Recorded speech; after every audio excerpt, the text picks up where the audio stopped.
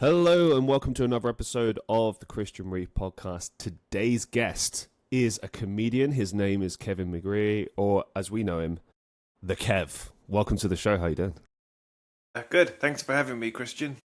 No, it's a pleasure, man. I was really stoked that you reached out and you wanted to be part of the show. Obviously, I know Kev from doing open mics, and before I jump into that, I'll say that what I've seen at open mics from comedians, at least in Manchester, hasn't been great. There's been some people where I'm like, I can see that this person would be funny, and sometimes I look at it like maybe it's just not the right audience. But I don't know, like I feel like good comedians generally they can work with any audience, and yeah, to some extent you're gonna have just tough crowds, people not primed for it. But like I genuinely, every time I've seen you play, and because obviously you do music as well, and we'll get into that. I don't know. It's just funny. I don't know. It's simply put, it's funny. It's straight up comedy, and it's where it should be. And I don't know. I guess my first question to you is like, why perform at open mics? Like, why do that? Well, as for it just being funny, the only way to make things look easy is to work like a maniac at it. It's like ballet dancers. They look like they're floating when in fact they're incredible athletes who've absolutely tortured themselves to get to where they are. So as for open mics, well, comedy open mics are very few people enjoy them, least of all the performers. But then criticizing a comedian based on what you've seen at an open mic is like criticizing a building based on seeing the scaffolding, because it's where people go to test out new material, and but by definition, it's unlikely to be very polished. Because if you play your most polished material at an open mic, then you're probably not being experimental enough. Because if something has a proven track record of bringing the house down, then you probably don't need to play it at an open mic. You can save it for a more formal gig, assuming you have any lined up. Okay, so we're playing devil's advocate on that point then, because in the same way that like I know that comedians will often do a series of shows before they do like a big tour to test out said material, tweak it, work on it. Could you not argue then that it's also just that those jokes aren't funny, it's not hitting, it's not landing? I mean, yes, you are using it as a test run, but it's also like the first time I've ever seen you ever. Would it not be good to have like one thing you know is a gold standard and then test all of your other stuff? So it's at least kind of giving people like, okay, like we're both musicians. I know there's songs that you play that always, just hit because, it's funny, people dig the song. And then there's other ones you play that maybe you've never played before. I think the last time I saw you played loads of stuff I'd never heard before. And it was just fucking hilarious, to be honest. So why do I play music open mics?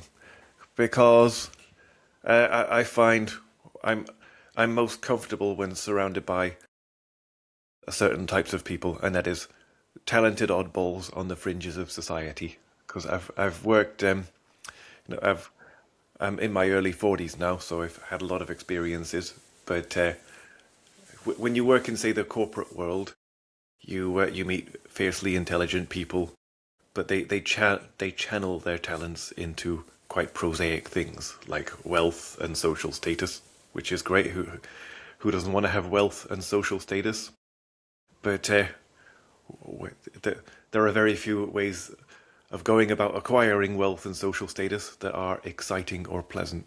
So, whereas open, so I choose open mics because where else can I play? It's not as if I could playing the arena or the Royal Albert Hall is a choice. And secondly, musical comedy, I generally stumble into it out of trial and error, but it involves everything I'm passionate about: music, creative writing. You can, when writing lyrics, lyrics are a subcategory of literature, and in literature you can explore every conceivable subject from every conceivable angle. And for me, I pressure myself into trying to be funny because I want to evoke genuine emotions from people. Like when I was training as a musician as a teenager, my tutor said, broadly speaking, the four categories of music are, when it comes to emotions you're trying to evoke, are cry, die, fight, or dance. Cry, die, fight, or dance. And most music is meant to inspire people into one of those four things, like die for your country or die for a prospective lover.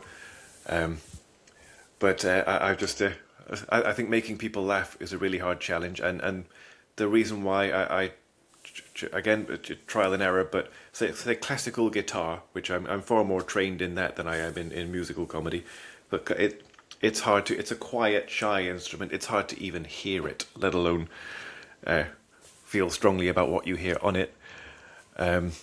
So I just like most people who are creatives, I'm kind of neurotic and need that validation, and so because most of my lyrics, they're about particular things that interest me, but I want to just to know that I'm not just indulging myself. I try to make sure I'm evoking emotions from other people, and laughter is an emotion that can't really be faked, and it's it shows that what if the validation of making people laugh shows that what I'm saying is packing a punch, which for me that matters. Yeah, I mean, it's not the only time I've ever seen a comedian at an open mic. It's not unheard of. It's just across the years of me doing the open mic, obviously doing the sound and stuff, and seeing just all the sorts of people that show up. You're completely right. You get all sorts of people, oddballs. It's fun. It's great. I love it. But you don't often see comedians, to be honest. Every now and again you'll see a comedian, and sometimes it's funny, sometimes it's not. But I guess the only reason I pose that question is because there are comedy clubs, comedy venues, comedy gigs, etc. And I just wondered, like, from the environment perspective, which is what you've laid out already. Yeah, Just I play more music open mics than comedy clubs. Well, although the Old Monkey is where we've met, is a comedy club of some repute. But the nights I play tend to be music nights rather than comedy nights. So comedy open mics, there's a few problems with them. Number one, most of the people in the audience are other comedians or their mates. So realistically, there's two possible reactions you're going to have from them. One of them is, phew, that person is no threat to me. And, oh no, that bastard's better than me. And neither of those are a pleasant reaction to get. it's the same at open mics, man. There's no fucking difference. People might not say it, but that separates the arseholes from the cool people, really. But there's a larger variety, like someone who's a guitar shredder is not, versus someone who's a singer who sings, say, Spice Girls covers, that they could both excel and they wouldn't feel threatened by each other. I always look at it like, if you're a fan of music, think about like the people that show up, say, like to the Old Monkey and places like that. There's regular faces, right? And then there's some people that show up once, never show up again. And there's no rules to it. But I have found over the years, and I've said this to other performers as well that have been on the show, and it's generally that kind of universal agreement, like, you stick around, you watch everyone as much as you can unless you have to go. Try and make connections, make friends, whatever. You get a lot more out of it, I think. And then of course there's more investment, isn't there? If it's, yeah, I know obviously that there are comedy open mics. So, and as a musical comedian, musical comedy is a hard sell in general. But I've played comedy open mics. We're just into early 2026 now. So last year and the year before, and I didn't feel welcome or even noticed. I mean, the last time I played a comedy open, it was in a massive pub on Oxford Road. Probably shouldn't name names, but so most of the other performers were pure stand-ups.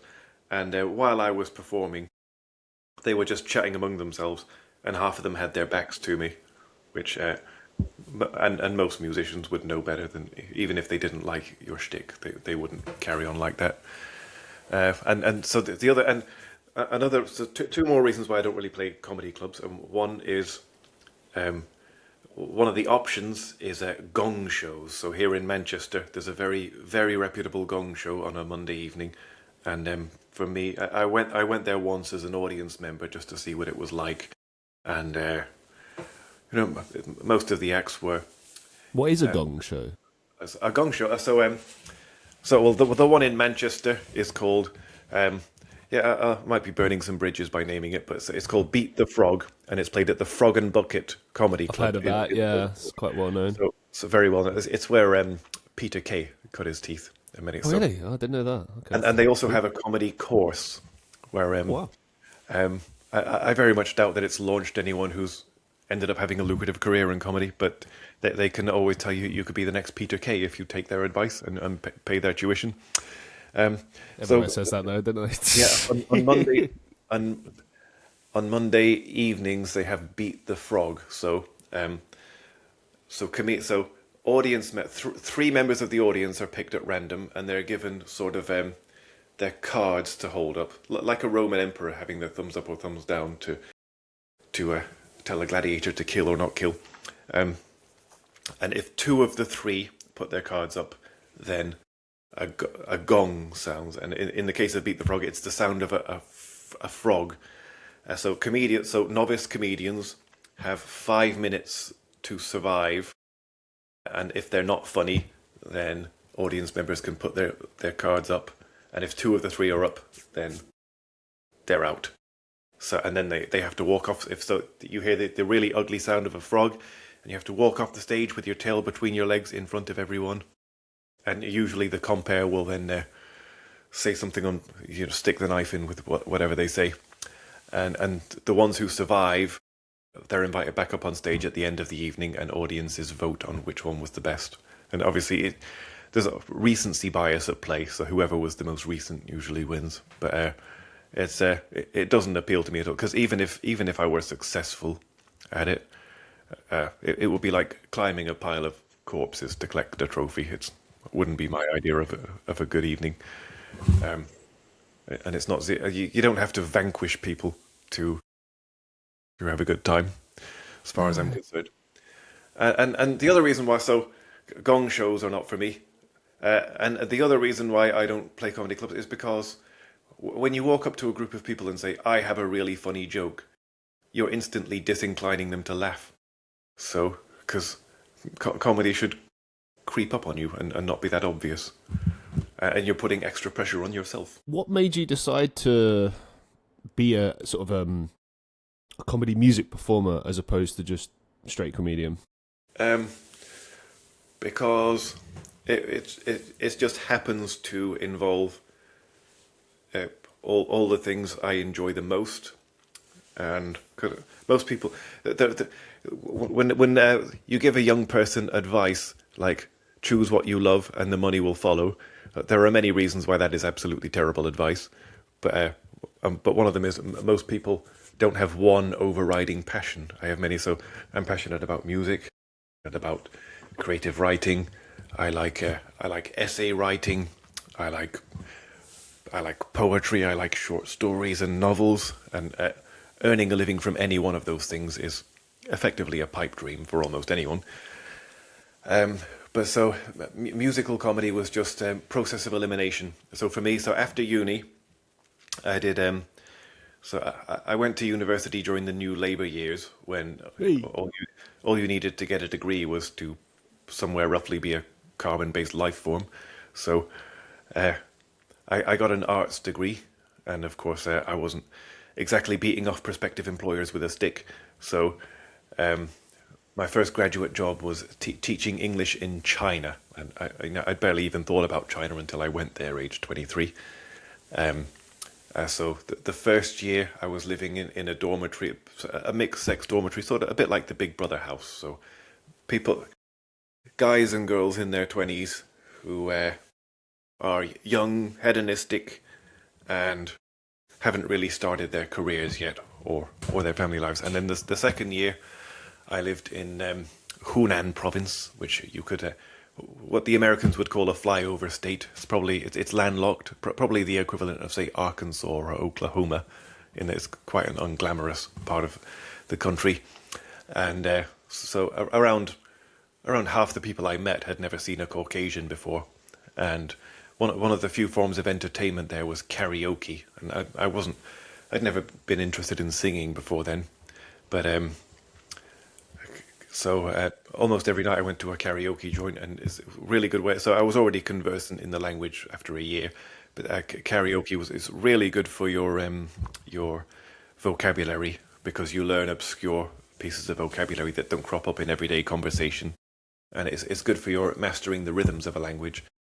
And then by the end of December 2008, I'd started experimenting on writing songs in Chinese, which was really just a study method that got out of hand.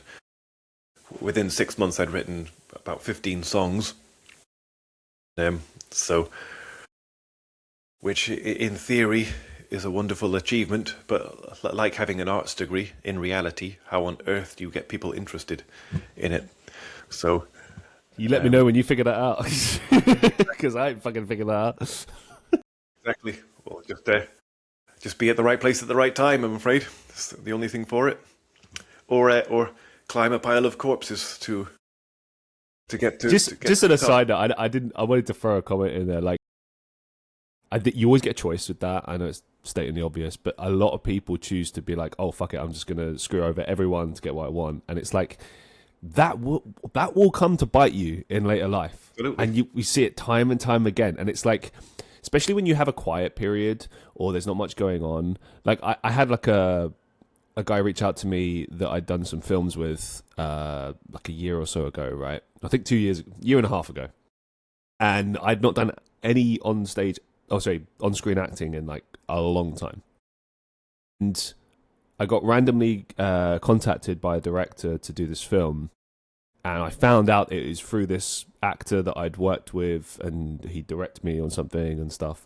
And I was like really just blown away by that. I was like, oh, thank you, man. Thank you so much. And it's like, it kind of reinforced the idea in my head, like you make these connections, you make an effort with people, and you can reap the rewards of that. But like, you go into it without the mindset of I'm just doing this to get things. Just I don't know. Like, I think good things come to good people, I guess is my point. In the long term, but your 20s and 30s and probably beyond will be an absolute slog. So by the middle of 2009, I'd written about 15 Chinese songs, and then I couldn't find an audience for them, and needed to work for a living like everyone else. And so one of the few jobs available was tutoring English, and so it's a bit of a dog and pony show. It's one of those jobs you don't have to be brilliant at it. You just need to have an extroverted personality and an easy charm, and I have neither of those things. So I had to quite thoroughly study the craft of teaching before I got half decent at it. Were you able to slip your humour into just teaching? More than you'd think, actually. All the bookish learning that you acquire at university that has hardly any applicability in the real world, I managed to shoehorn quite a lot of that in as well when I was teaching adults. And then by the end, at the end of 20, I was getting ready to leave China because it just, the whole thing felt like a dead end. But then at the end of 2010, I landed a newspaper gig, which I started the following year. So that's my first experience of getting my writing published, first experience of getting paid to apply the knowledge I'd acquired at university, or some of it anyway. What did that feel like when that happened? Quite gratifying, and seeing your name in print shouldn't be the thing you're motivated by, but it's a good feeling nonetheless. And then after the second year at so I was at the newspaper for 2 years, and the second year I stumbled upon musical comedy, and I realized that was the right approach for me, because a Caucasian singing in Chinese would never be taken seriously as an artist because of the sheer novelty of it. So if you're not going to be taken seriously, then you might as well lean into it and turn this weakness into a strength. And so China isn't a country that many people associate with satire, but I was a satirist in China, and getting good. So I was playing in bars and expat pubs and getting good feedback, just writing and performing really silly songs in Chinese. And then I did the same thing in English. Then 2013, as happens to everyone at some point, 2013 was a real come down because I tried to move back to the UK and I realised that the economy wasn't that strong. All my experience was on the other side of the planet. So how would I even begin to sell myself to prospective employers? So the year after that, I went back to China, but I wanted a step up from professionally, so I worked a corporate job, and so I was in so the first 4 years of my 30s, I was in a corporate job, and it tends to, so your standard of living is a lot higher than if you're an artist, almost certainly. So and I actually really enjoyed it, but it does get under your skin, and it's not generally not that good for your creativity. So. What pissed you off the most about working in corporate? Because I know it seeped into your songs. I've heard it. I generally liked it, and because I wasn't that high status, I could put in a shift and go home in the evenings and not even talk about work, which is a huge luxury that most people don't have. So the first half of my 30s were all about building corporate experience, and also did an MBA as well at the time. Right. So what did you do your MBA in? My major was in human resources, and I would be an absolutely hopeless HR manager, but I still wanted to learn about it. And my thesis, so for your thesis, you had to pick a particular issue in a particular industry in a particular country. So I chose the issue of diversity in the publishing industry in the UK. So obviously diversity is one of the most contentious issues of our time, with the Black Lives Matter movement and the turf wars, or the trans rights movement, the Me Too movement, women's representation. So it appealed to my inner megalomaniac, because I like to write about every conceivable subject from every conceivable angle. So, and the MBA thesis allowed that. So. So, because some people, well, one of the cliches about the arts is that one day you might get discovered and escape the rat race. But I think I actually, in many ways, I prefer the rat race to the creative life, because I don't like being broke. So, yeah, but how do you? I know. Well, I feel like I know what your response however, is going to be, but how do you deal with the day-to-day, though? That shit drives me nuts. Like, sure, it's great to have money, but then it's 9 to 5. I can disassociate. So I can have a workplace persona, and then go home and be myself. That's not just tiring, though. My workplace persona isn't fake. It's just speak when spoken to and never say boo to a goose, which comes easy for me. For some people, that would be really difficult. Yep, me. So I left China in 2018, and I always knew it was going to be a huge struggle. So I finished the MBA the following year, and then my New Year's resolution. So my first office job in the entire Western Hemisphere was in my mid-30s down in deepest Cheshire, and so I got let go from that in December 2018, which was a huge bummer. So I still hadn't finished the MBA by this point, so my two main challenges for 2019 were finish the MBA and tentatively dip my toe into the open mic scene, because I'd spent a good few years away from making original music. So that year I did Dry January, and I couldn't be in pubs if I was on Dry January. I didn't finally get involved until the spring. The first one I did was the White Lion. It doesn't have an open mic anymore, but it's on Liverpool Road. So that got a really good response, and then I was invited to the Old Pint Pot, and got a really good response there. And I've just I realised how I should never have spent so much time away from making music, especially musical comedy, because it's like I said, it's the right art form for me. I mean, it's a silly art form and a really hard sell, and it hardly ever. Well, if you make any type of music, your chances of being commercially successful are statistically a fraction of 1%, and that applies to pop music, indie music, jazz music, rock music, anything. So and obviously, musical comedy is an even rarer niche.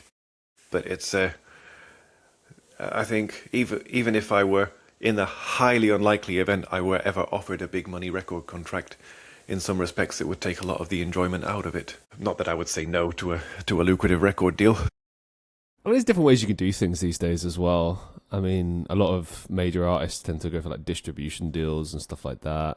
Obviously, being a musical comedy act, the live side of things would really be and like live performance in general in music now is the real driving force. But especially with comedy, you know, I remember seeing like Tenacious D years ago, and if the music isn't fucking hilarious, the stage design alone will get you. Like it is and like people would genuinely go just because it's a fucking kick-ass band. It's not just like about the comedy, but like I don't know. I feel like there's a real place for musical comedy, and I don't know, like where we might see. I don't know. Could we see an upsurgence in it? Do you think there'll be more musical comedy acts in the future? I doubt it. I think even people who like my stuff would never claim that, and even if it did blow up and find a massive audience, that it would spark many imitators. The way I Never couldn't know. see that happening. And what would the imitators even sound like? It's hard to envision. Well, everything's cycles, isn't it? Is it much like comedy in general? It's things go in cycles. Yeah. And that's why. So on the comedy songs I've written since getting back involved in mid 2019 have included the Great British Indie Song, which lampoons self-serious indie music, Shut Up and Sing, which is about rock and roll lyrics and just the pomposity of rock and roll, and how pretty much no famous rock musician is an exemplary human, which is fine. They don't need to be, but people shouldn't lionize these people. One I wrote back in 2012 was My Favorite Bunch of Millionaires, which is a mock football song. So I've fallen in love with a mermaid, which is a mock Disney song. Got lots of mock love songs and mock pop songs. So it's it comes from, it's reactive in a sense, it's critical. So it's about, so like, you know, the movie Scream, the horror film from the mid-90s. I think Scream is scarier than the comedy film. It's scarier than the horror films it's parodying, but also funnier than the scary movie films, which are supposed to be a spoof of Scream. So that's what it. So I suppose my biggest challenges are. Back at uni, I was taught by Archie Markham, our creative writing tutor, that good writing is characterized by three things: linguistic vitality, formal innovation, and emotional truth. Now, and all three of those things are too abstract to really focus on, to aim for. You can only really tell after you finish something whether it has those things. So, but by linguistic vitality, it means defiance of cliche, but also the use of good like similes, metaphors, and that type of thing. So, and my lyrics are riddled with similes and metaphors and things that I was taught in creative writing class. Formal innovation. So you might, so as a poet, you might stick to traditional styles like the villanelle and the sonnet, or the ballad, but try to be original within those forms. So, because my songs are in almost every way are actually highly conventional. They have an intro, verses, choruses, an outro, a middle eight. It's just within those really rigid structures, all the madness happens. And emotional truth, and that is, so like I mentioned earlier, to evoke genuine emotions from people. So whether it's cry, die, fight, or dance, or to make people laugh. Have you ever had a situation where you wrote a song and then someone who knew you, say outside of comedy, picked up on it and was like, hold on, I know that you're talking about this person or something like that? Not. It's maybe a few situations. So the song "Cheap Hotel" is about not having a marital affair. It's about pretending. So that was loosely based on realizing someone hadn't told me that they were married. But again, it's so different. What's described in the song is so different to what actually happened that I'd say no. And I have a song called Epiphany, which again is loosely based on my corporate experience, but again, it's so it focuses on the general and the universal rather than the particular, if you know what I mean. So Do you think it's inspired by the particular, but it's about the universal. Which would you say is more effective, do you think? Well, to be universal, because if you want to make wide varieties of people laugh, then you can't. So that's why I rarely. Satire generally ages very badly because you can. In the 1950s, you might write something about Anthony Eden or Harold Macmillan, and now people will say, well, who was Anthony Eden? So I try to be more universal than focus on. Well, especially here in Manchester. In Manchester, if you got up on stage and said "Down with the Tories" or "Black Trans Lives Matter," that would probably be about as brave as being an internet troll, because almost everyone in Manchester thinks those things anyway. So, walk me through that in general. Like in Manchester, what's the comedy scene like? What's the vibe like? What are the main differences, say, in Manchester versus other places you perform comedy? Changing what you look for changes what you find. And if you look for evidence that people are out to get you and out to stab you in the back, you'll find it. But if you don't look for it, then you probably won't, because it's probably not even there. So in the UK, I haven't performed in many places other than Manchester. But I think the rules are generally quite universal, because the craft of performing is applicable to venues big and small, or audiences old and young. So I wouldn't say there's that much of a difference. How do you deal with, because you mentioned earlier about, like, you know, sometimes you come across these difficult crowds. Sometimes, I mean, I can relate to that, certainly when you're playing music and there's just no one gives a fuck. It's brutal. It's fucking brutal. But then obviously, I think with comedy, there's that added layer. I've always really respected comedians because I feel like it's the ultimate challenge. It's sink or swim. Because with a song, it's a song. If you don't like it, you don't like it, fine, right? But with comedy, so much of it is reliant on whether or not it gets a laugh. And it's relative. It could be the best fucking joke ever, but maybe it's just the wrong crowd. So, like, how do you deal with those tough crowds, those tough environments internally? Everyone has bad nights on stage, and you usually just have to chalk it up to being a bad night. But there are tools for dealing with. Take annoying hecklers, for example. For some reason, there was this circle of guys who came to my gig at Academy 3 in 2022, and they kept shouting. Their heckle was, "Play the hits, Kev! Play the hits, Kev!" And then a couple of years later, one of them sent me a Christmas card signed off, "Play the hits, Kev." And after that was 3.5 years ago, and I still cannot for the life of me figure out how or why that's supposed to be funny. Play the hits, Kev. Also, they paid to see you at a gig as well. Just to say that. That's odd that people do that. Oh, you don't know the half of it.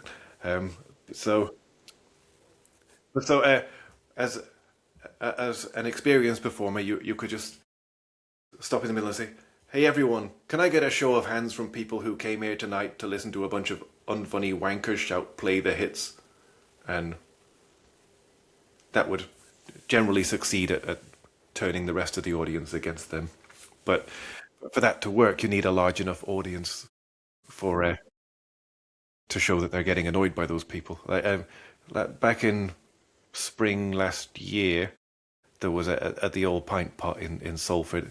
It was a good few weeks in a row. There was a problem with coked up knobheads just interrupting the acts and giving unsolicited advice about making it in the music industry. And there was this, even before anyone started playing, you could just tell he was going to be an obnoxious wanker. But this big fat bloke, his friends left before the act started because even they probably didn't like him.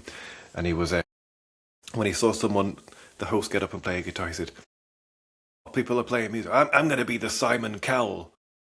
and I'm going to discover, see which one of you's the next Ed Sheeran. So, if he thinks Simon Cowell is some kind of arbiter of good taste, then he's obviously a crayon-eating simpleton. Uh, he thinks being the next Ed Sheeran should be any musician's ambition. Shows he's obviously a bit of a cretin. But then, so I think I was about third or fourth, and just one of these people who was just muttering out loud his feedback through every performer, and I was about third up. So, and I opened with the song "Cheap Hotel" because if the audience are boneheads, then that's the one I open with because it's the least difficult to appreciate or engage with, and just toward the end of the song, he just starts shaking his head. Nah, you're not for me. You're not for me. And he turns around, and then through the second song, Voice of a Generation, he has his back to me and he's talking to the other musicians. And then he goes to the toilet. And I thought the other musicians were kind of piss ants for not telling him to shut up. But what can you do? But you just have to accept the open mic level. You can't exactly throw a tantrum and say, I'm a serious artist. So you just got to let it go. It's just crazy though, like people like that show up. I can think of like a handful of similar experiences, and it's just like, what's the point? Do you know what I mean? Like, what is the fucking point? Well, he just happened to be in a pub, and he didn't even know there would be live music. Yeah, that's true. It's just the people, and the host the next day posted on Instagram saying, "I wish I could be more confrontational because." It's just these cis-het white men who think they know everything and have no self-awareness. And I'm old-fashioned. I don't think as being a cis-het white male was in any way related to him being a prick. He was just out there. And it's not illegal to be a prick, nor should it be. So you've just got to let it go. But then, by contrast, at the Old Monkey last year, for a good few weeks in a row, I really had the luck of the draw when it came to raucous audiences who were really getting it. And just about 4 occasions in a row, every performance at the Old Monkey just landed. And we all have nights like that, and we all have nights like the one I just described too. Yeah, I mean, I remember one in particular where we were pissing ourselves laughing so much. I almost felt rude, but I was like, no, but this is the point. I'm supposed to laugh. And it got better and better and better, and I just could not stop laughing. Yeah, it was some outrageous humour. Loved it. And it was very, if you look at, for the listeners of the show, if you look at the reviews of Kev online, there was one in particular that I saw that stood out where it kind of said that, like, just when you think you're done, you're breaking up. Thinking it's like this funny, it gets out even more outrageous, and then you kind of look. Sorry, your audio broke up just now, but I think I got most of what you were saying. Basically, I was just saying that like the humor, it gets to one point where you feel like guilty for laughing at it, but then that makes you laugh even more at the sake of laughing at it, basically. Yeah, I think one of my favourite things that I just overheard someone say about my work this past year was at the Old Monkey. It was someone, he'd also been there a few weeks in a row. He said, every boundary, everything you're not supposed to joke about or laugh about, Kev jokes about it and gets you laughing your tits off. So, I felt that was heartening. Because when something is a taboo subject, all the more reason to go there. It's like one of the great novels of the 20th century, Lolita, is narrated by Humbert Humbert, and the less said about him as a person, the better. But the book is an absolute masterpiece. You're breaking up a bit there. Yeah, you've been breaking up the whole time on my end as well. I'm trying to. It's one of those. But we keep rolling. So let's talk about maybe some more positive experiences with Hecklers. Have you ever had like a particular one that stands out or a hilarious interaction? Something that just made it really memorable?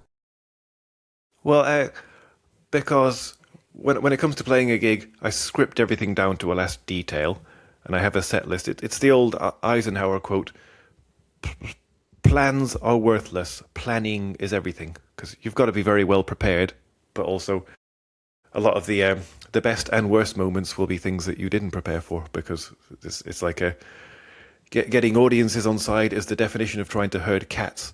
So, at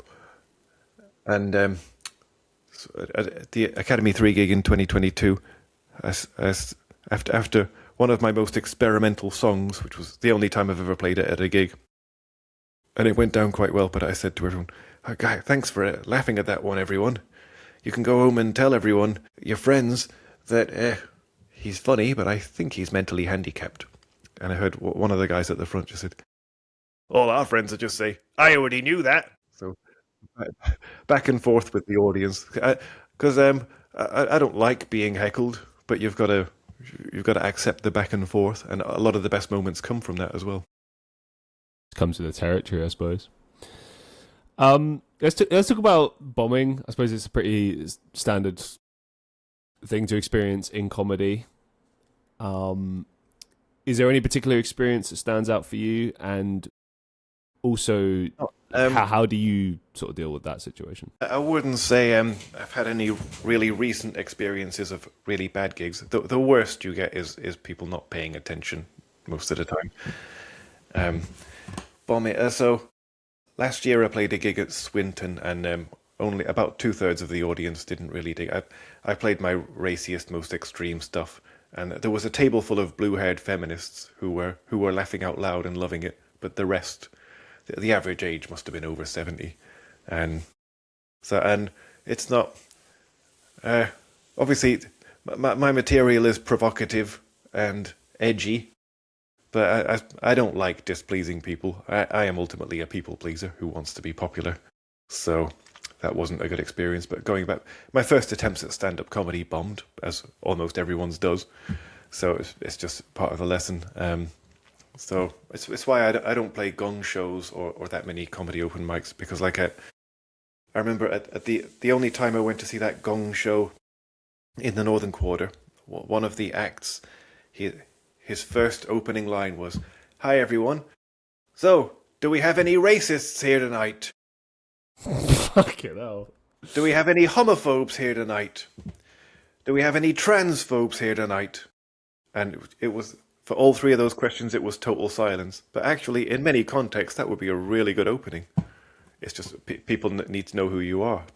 Also, and the guy was ethnic. He was South Asian, Indian, or Pakistani. So therefore, the line about racism is a bit different compared to if some stereotypical looking Reform supporter said those lines. And then he got gonged off after less than a minute. Oh, he didn't even get to do his set. He just that's what happens at a gong show. You just get jeered off the stage. And there was another guy who he can't have been older than 25, and he was joking about his job, which was working in a kindergarten. And I didn't think his material was bad, but he got gonged off after about a minute and a half. And so after that really unpleasant frog sound started, and he had to walk off stage, up the steps where everyone can see you wander, toddling off stage with your tail between your legs. The compere got on the mic and said, "You probably shouldn't be joking about children when you look and sound like a child molester." Jesus. As if getting gonged off wouldn't be traumatic enough. Roasted on the way out, poor bastard. Yeah. And not to mention, if he was anyone of any importance, he could have probably sued for slander.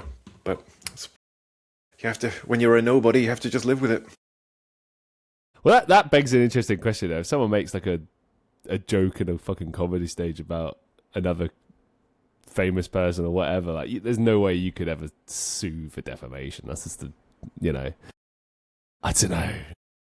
Because like we've had these situations over the years, haven't we, with big comedians where someone says something just outrageous about someone, and maybe like that old fucking, what was that old weird rumor about Richard Gere that apparently shoves ferrets up his arse or something, and it's like, yeah, it's like someone started that for a laugh, and then it just sort of caught on.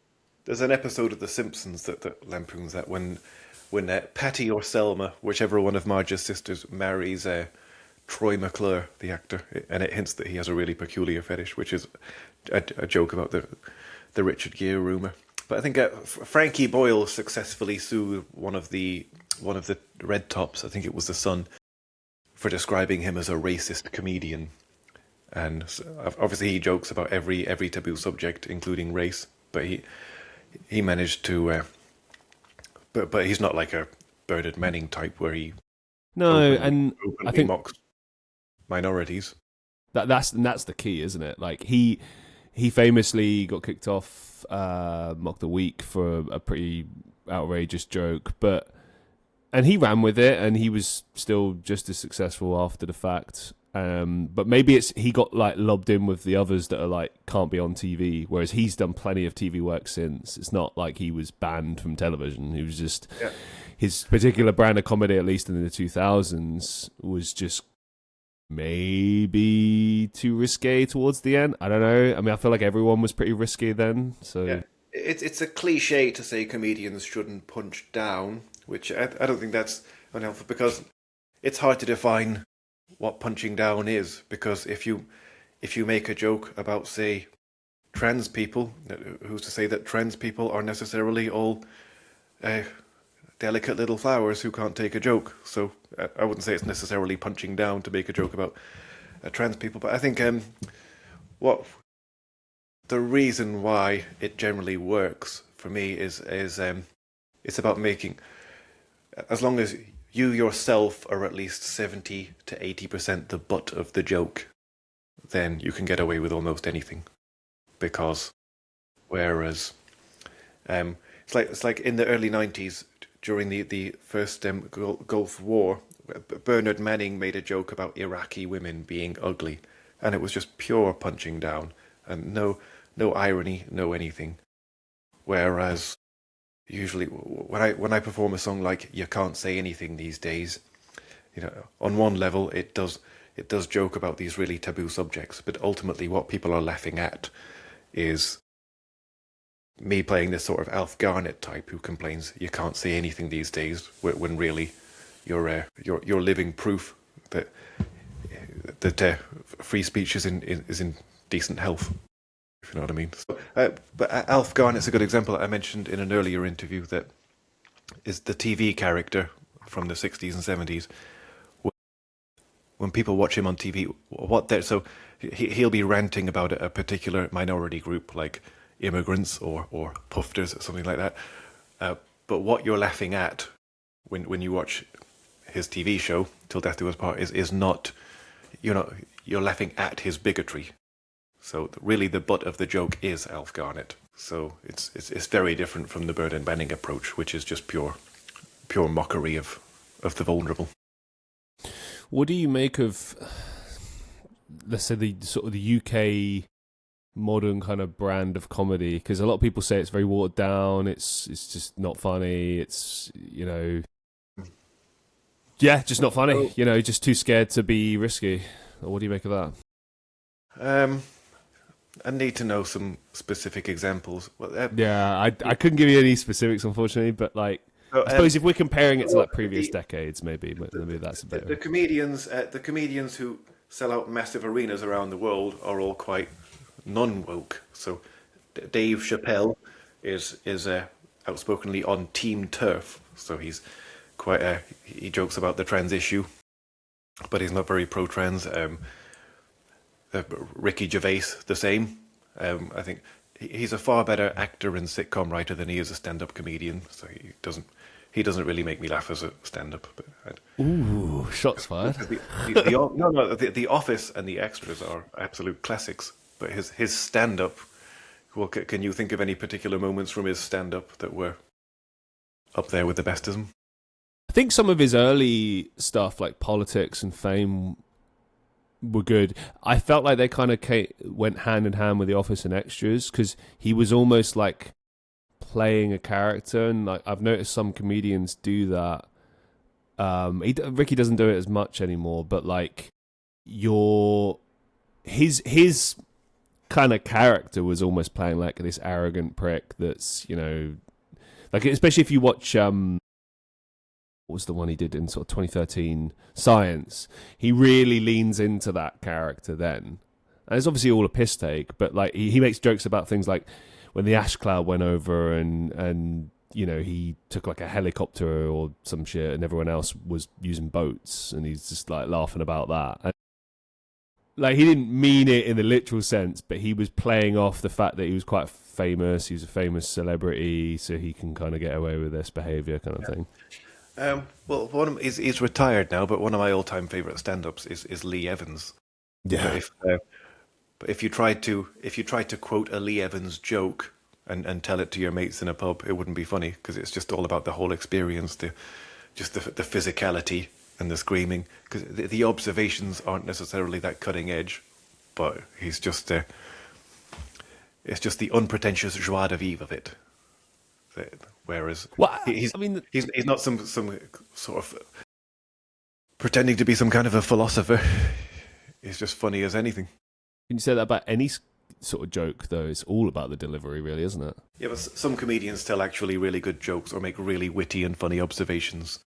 Whereas, so two of my favourite comedians are both boomers who both died in the past 5 years. So Gilbert Gottfried and Norm Macdonald, and they were friends with each other.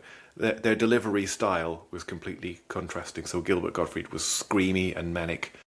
Norm Macdonald was sort deadpan, wasn't he? Yeah, rambling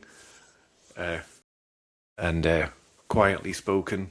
But one thing they had in common was the jokes were terrible, but the delivery was great. But someone like George Carlin was very quotable for the really witty observations. Same with Louis C.K. Again, I'm not saying if you quoted their material word for word with your mates in a pub, it wouldn't necessarily be that funny. But one of my favourites is Bill Hicks. Yeah, I fucking love Bill Hicks. Yeah, because they philosophize on stage, and then just happen to be funny. So it's the being funny is almost just incidental to it. It's the philosophy that really grabs you and is memorable. Over the years, a few people have said I should try comedy, and I'm like, absolutely fucking not. I'm not funny. But they're like, why don't you try it? Try something new. And it's like, because A, it's terrifying. B, I think you have to have a particular mindset for that. And C, if it were me doing it, all I would be doing is being a sarcastic prick. So I don't know that that's funny unless you're like Jack D, maybe. Jack D is good. I like Jack D, but I think it's one of the contrasts between comedy and other art forms. So novelists don't have to show their early drafts to the general public. It's true. They just have to show them to their editor and maybe the occasional very close friend who you trust and whose opinion you value. Whereas comedy, the only way to know whether something is funny at all is to play it in public. Terrifying.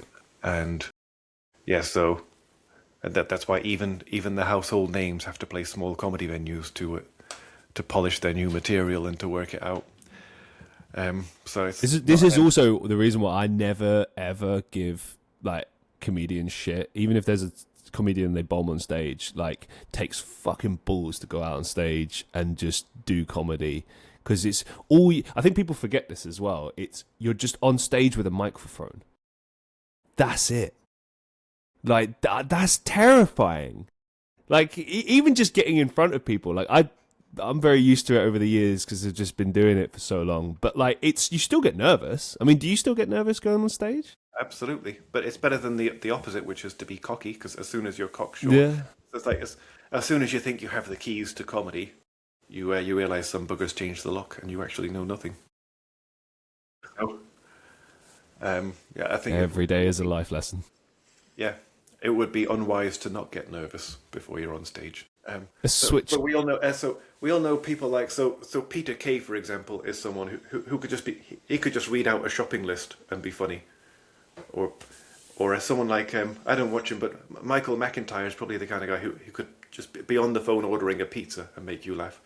And none of the comedians who are among my favourites are really like that, and God knows I've never been like that. So my favourite part of the creative process is sitting alone in a cafe with a pen and paper and a notebook, just brainstorming ideas, and then ideas slowly come together.